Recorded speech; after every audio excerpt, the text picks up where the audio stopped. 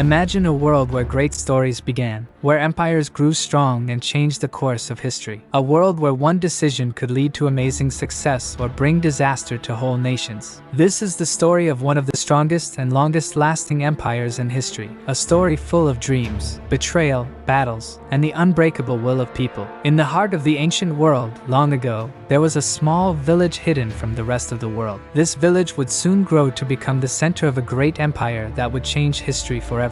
The name of this village was Rome. But Rome's story isn't just about brave warriors and powerful emperors. It begins with two brothers who were born in the wild and dreamed of building a city that would one day rule the world. This is where it all starts.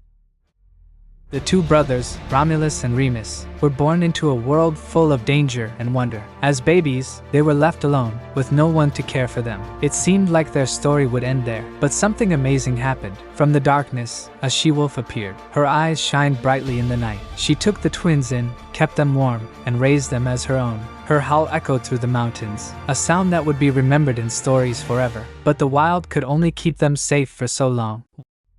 One day, a shepherd found the boys, now strong and full of life. He took them home and cared for them, teaching them how to survive and dream big. As the brothers grew, their dreams grew too. They didn't want to live ordinary lives. They wanted to build a city that would last forever and be famous around the world. But as their dreams became bigger, so did the disagreement between them. Romulus and Remus couldn't decide where to build their city, and their argument turned into a serious fight. In a moment of anger, Romulus struck his brother, changing both their fates forever. With sadness in his heart but determination in his soul, Romulus founded the city of Rome, naming it after himself. This city, born from tragedy, would become a symbol of strength and greatness. Rome began as a small village, but it wasn't just any village. It was a place full of dreams, hard work, and ambition. The people of Rome were not only builders but also visionaries. They built roads that stretched far across the land, bridges that connected distant places, and temples that seemed to reach the sky. But Rome's real strength was not just in its buildings, it was in its people. The Romans were more than just fighters. They were thinkers, creators, and leaders. They built a city meant to last forever, knowing that their story would be remembered in the history of the world. As Rome grew bigger, so did its power. The city stretched its reach across different lands, conquering new places and making strong friendships. But with every win,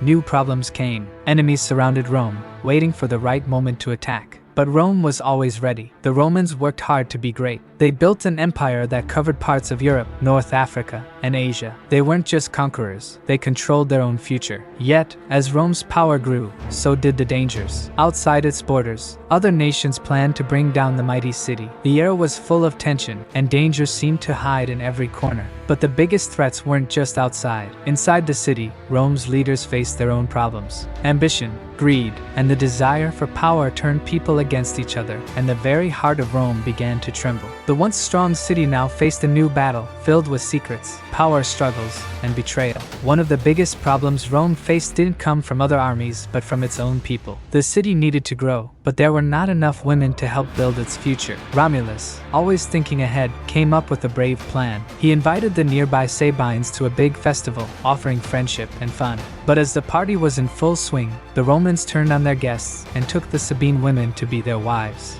The Sabine men were angry and ready for war. They marched to Rome, prepared to fight for their families. But just as the battle was about to begin, something amazing happened. The Sabine women, who had been treated kindly by the Romans, rushed into the middle of the battlefield. They stood between their fathers and husbands and their new Roman families, begging for peace. Their bravery stopped the fighting. Instead of war, both sides made peace. The Sabines and Romans joined together, making Rome even stronger.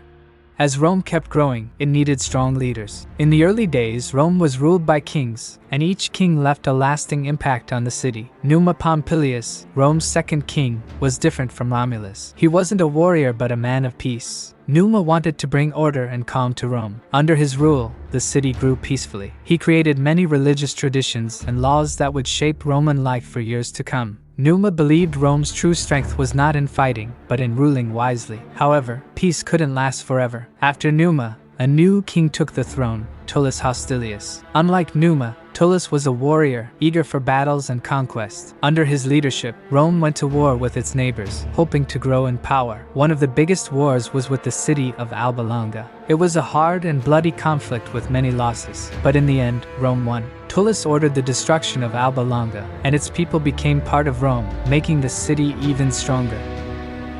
The wars and victories of Rome's kings made the city strong, but they also brought a big problem. The hunger for power started to take over the hearts of Rome's leaders. The kings became more and more unfair. The last king, Tarquin the Proud, ruled harshly and selfishly. His cruelty made the people of Rome very angry. When Tarquin's son hurt a noblewoman named Lucretia, it was too much for the people to handle. They rose up furious and forced Tarquin and his family out of Rome.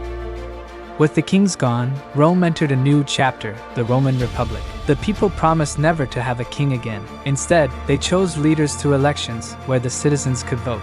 This new republic was a bold idea, something the world hadn't seen before. Power was shared between two leaders called consuls, who were elected for only 1 year. This way, no one person could have too much control. The Senate, made up of Rome's most important citizens, helped guide the consuls and make big decisions. It was a system created to keep power balanced and prevent the kind of cruel rule that Rome had suffered under its kings.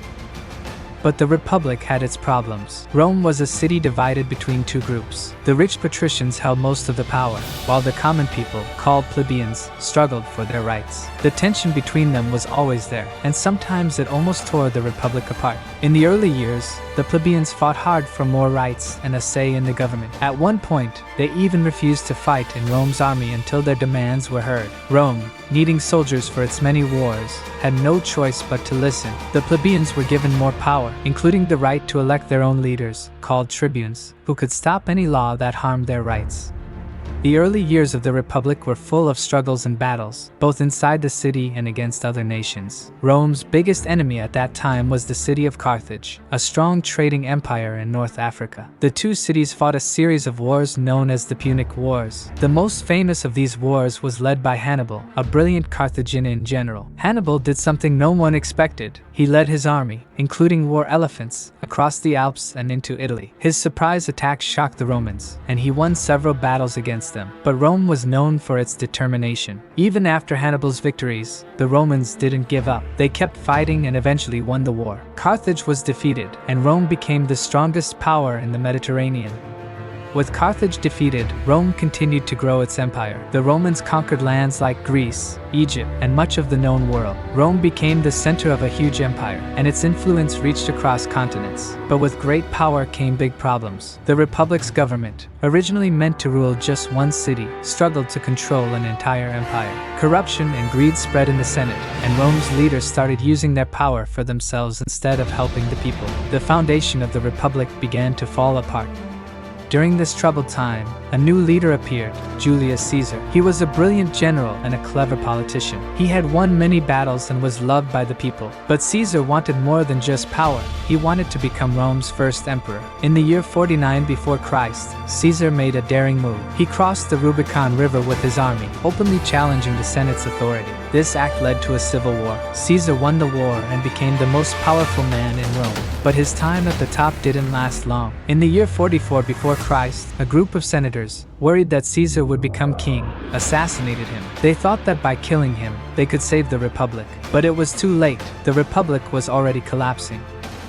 Rome fell into chaos once again as different groups fought for control. But from the ruins of the Republic, a new leader emerged, Octavian, the adopted son of Julius Caesar. Octavian was smart and knew how to win the game of power. He defeated his enemies in the Civil War and became Rome's first emperor, taking the name Augustus. Under Augustus, Rome entered a long period of peace and prosperity called the Pax Romana, or Roman peace. For over 200 years, Rome was the most powerful and advanced civilization in the world. The empire grew even bigger, and Roman culture spread across many lands. But even during this peaceful time, Rome faced problems. The emperors after Augustus were not always strong leaders. Some, like Nero, became infamous for their cruelty. Nero is often remembered for supposedly playing music while a great fire destroyed much of Rome. His rule brought fear and corruption to the empire. Another emperor, Caligula, was known for his strange and cruel behavior, which caused more trouble for the empire. Despite these weak and cruel leaders, the Roman Empire stayed strong, held together by its powerful army and the loyalty of its people.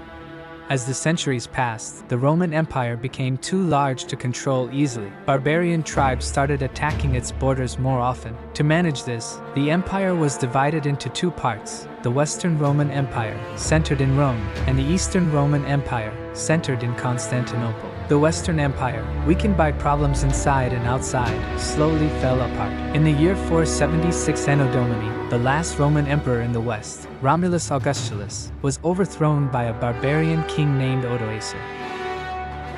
This marked the official fall of the Western Roman Empire. However, Rome's influence didn't disappear. The Eastern Roman Empire, known as the Byzantine Empire, continued to thrive for many more centuries. The ideas, inventions, and culture of Rome shaped the world long after the fall of the Western Empire. Roman law became the basis for many legal systems. Roman buildings inspired architecture around the world, and Roman roads and aqueducts still stand today as a reminder of their amazing skills. Rome was more than just a city or an empire. It was a symbol of strength, determination, and creativity. Even when faced with challenges, the Romans never gave up. They built a legacy that lasted for thousands of years, and their story continues to inspire people today. Rome's history is filled with heroes and villains, victories and defeats. It tells the story of how a small village grew into one of the most powerful empires the world has ever known. Even though that empire eventually fell, its spirit on, showing what humanity can achieve. Rome was not just a place, it was a dream, an idea, and a symbol of greatness.